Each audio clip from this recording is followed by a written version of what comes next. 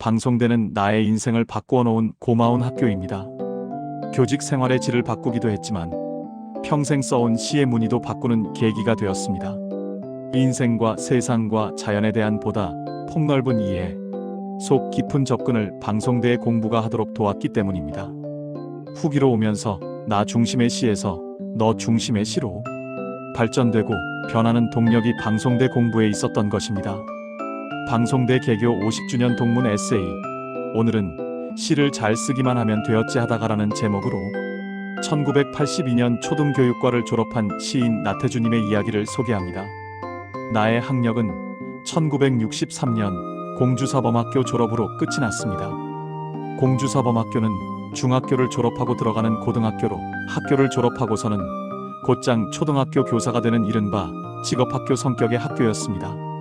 그때 나이만으로 18세, 다음 해에 교사로 발령을 받아 2007년 62세까지 43년 동안 교직에 있다가 정년 퇴임을 해서 오늘까지 살아오고 있습니다. 돌아보아 학교에 다닌 기억은 힘들기도 하고 아름답기도 하고 고맙기도 합니다. 그 가운데 방송통신대학교에 다니던 시절은 나의 생애 가운데 가장 빛나는 한 시절이었습니다.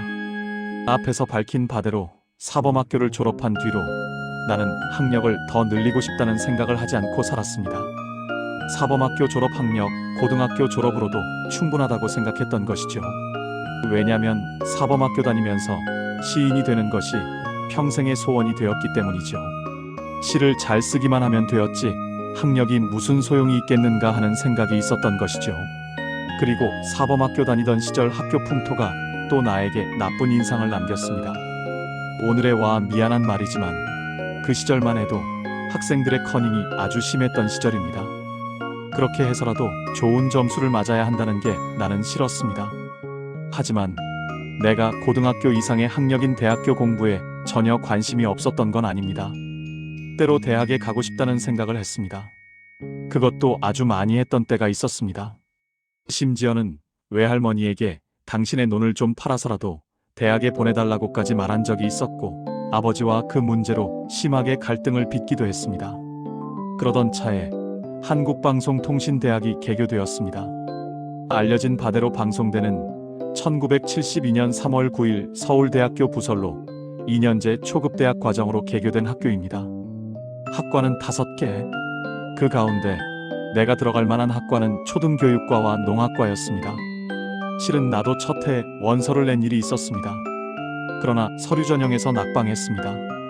왜냐면 고등학교 졸업 성적이 아주 좋지 않았기 때문입니다. 고등학교 시절 친구들처럼 열심히 공부하든지 커닝이라도 좀 해서 성적을 부풀렸더라면 좋았을 것을 후회했지만 이미 때늦은 뒤였습니다. 처음 생각대로 시나 열심히 써서 좋은 시인이나 되자는 쪽으로 마음을 굳혔습니다.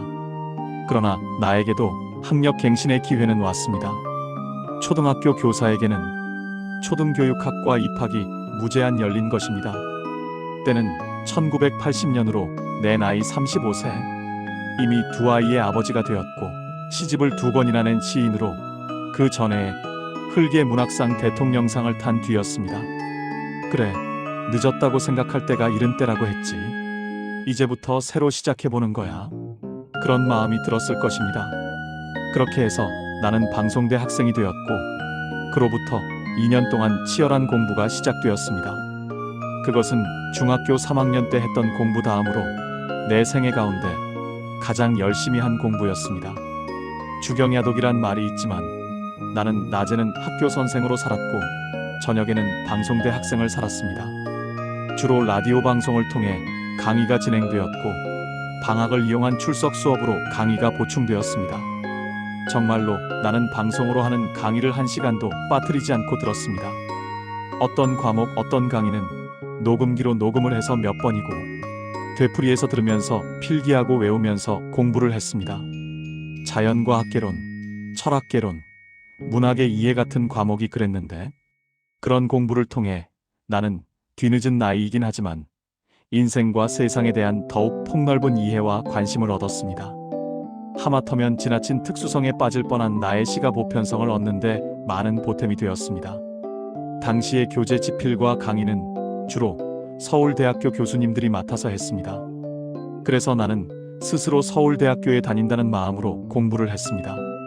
나이든 학생이고 시골에 살며 뒤처진 사람이지만 공부하는 마음은 마냥 부풀고 고맙고 즐거운 것이었습니다.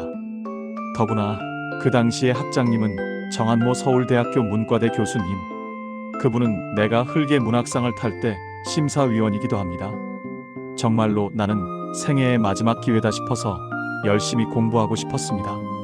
그 바람에 녹음 장치가 달린 라디오 2개가 망가질 정도였습니다. 결과는 나쁘지 않았습니다.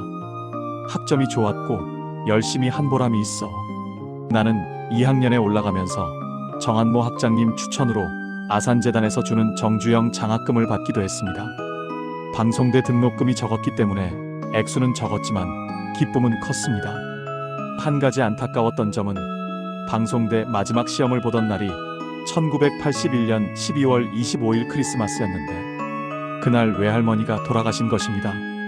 어려서부터 오직 나 하나만을 바라보며 사신 분인데 그분이 이 세상을 떠났다 하는데 곧바로 찾아뵙지 못하고 시험을 끝낸 이튿날 찾아뵌 일이 지금까지도 참으로 송구스럽게 가슴에 남아 있습니다. 감사하게도 1982년 1월 서울대학교 대운동장에서 거행된 방송대 졸업식에는 아내와 두 아이와 더불어 장모님, 어머니까지 와서 축하해 주었습니다. 그때 쓴 사각모자가 비록 정식으로 학사 학위를 받고 쓴 모자는 아니라지만 가슴 가득 자랑스러움을 주었습니다. 늦기는 많이 늦었지만 밤을 밝히면서 지약스럽게 공부한 보람을 느꼈습니다. 더욱이나 고맙게도 전문과정을 졸업하던 해에 방송대가 학사과정으로 학제가 개편된다는 소식이 있었습니다. 젊은 시절 외할머니에게 논을 팔아서라도 들여보내주십 4대를 쓰던 대학입니다. 아버지와 크게 불화하면서 맞섰던 대학입니다. 가만히 있을 내가 아니었죠. 곧장 5년제 학사과정 3학년으로 편입했습니다. 이미 전문과정에서 훈련이 된 공부라서 적응하기가 쉬웠습니다. 다시 한번 주경야독의 세월이 흘렀습니다. 그로부터 3년 동안은 오직 공부만을 위해서 보낸 세월입니다. 나의 인생에 더는 학력갱신이 없다고 고집부렸고 또 시험이란 것은 될수록 적게 보면서 살겠다고 한 결심이 무색해진 셈이죠. 하지만 나는 적당히 하는 공부를 하지 않았습니다. 세워놓은 자루에 곡식이 많이 들어간다. 영국 속담처럼 어영부영할 공부가 아니죠. 시험 문제지 중심으로 할 공부가 아니죠. 덜어는 시험 문제지만 읽어보고 시험장에 가는 동료들도 있었습니다. 그러나 나는 1차로 방송을 듣고 교과서를 철저히 읽으면서 공부했습니다. 마침 방송대 교재가 판형이 컸고 또 페이지마다 여유 있는 공간이 있어서 거기에 메모하면서 책을 읽었습니다. 3번씩 읽었습니다.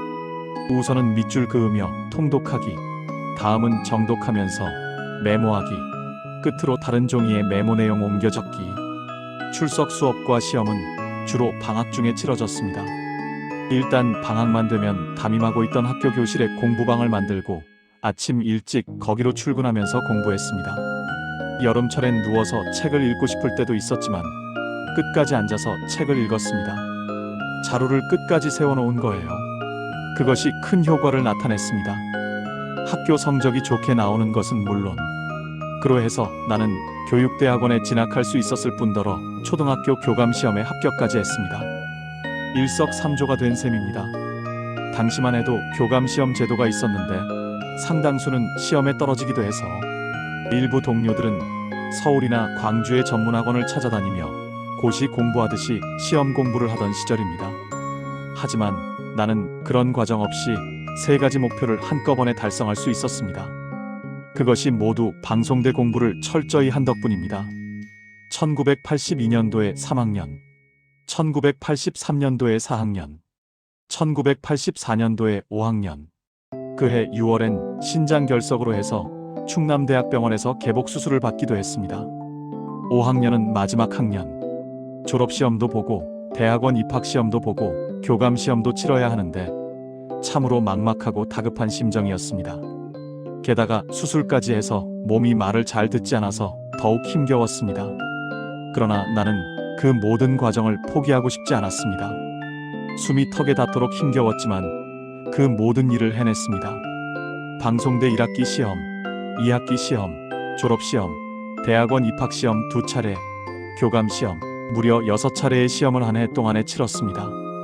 책상 위에는 여러 번 서로 다른 책들이 바뀌어 올랐다 내려왔다 한 셈입니다. 참으로 다행스럽게도 나는 그 모든 시험을 통과했습니다. 아닙니다. 대학원 입학 시험 한 번은 낙방했습니다. 6번의 시험을 치르고 났더니 1년이 훌쩍 지나가 버렸는데 계절이 어떻게 바뀌었는지조차 모르고 한 해를 보내고 말았습니다. 하지만 그렇게 힘겹게 통과한 한 해로 해서 그 다음에 모든 일이 순조롭게 풀렸습니다. 교육대학원 졸업 논문이 승진 점수에 가산되어 교감 발령에 도움이 되었고, 교감으로 발령된 지 1년 만에 충남교육연수원 장학사로 발탁되는 영광도 입었습니다. 방송대는 나의 인생을 바꾸어 놓은 고마운 학교입니다. 교직 생활의 질을 바꾸기도 했지만 평생 써온 시의 무늬도 바꾸는 계기가 되었습니다. 앞에서도 썼습니다만 인생과 세상과 자연에 대한 보다 폭넓은 이해, 속 깊은 접근을 방송대의 공부가 하도록 도왔기 때문입니다. 후기로 오면서 나 중심의 시에서 너 중심의 시로 발전되고 변하는 동력이 방송대 공부에 있었던 것입니다. 나에게 방송대는 자랑스럽고 고마운 학교입니다. 인생의 방향을 송두리째 바꾼 학교입니다. 나는 지금도 방송대 교재에 머리를 쥐어박고 공부를 하던 30대 후반 무렵의 나를 자랑스럽게 회상합니다. 그 시절에 내가 없었다면 그 다음에 나는 존재하지 않았을 것입니다. 그러므로 나는 지금도 나 자신 방송대 학생이었다는 걸 떳떳하게 내세웁니다. 나의 마지막 청춘의 불꽃이 거기에 있었던 탓입니다. 평생학습인 에세이는 사단법인 한국방송통신대학교 출판문화원에서 평생 공부로 일궈낸 행복, 배움으로 다잡은 인생 2권으로 출판되었습니다.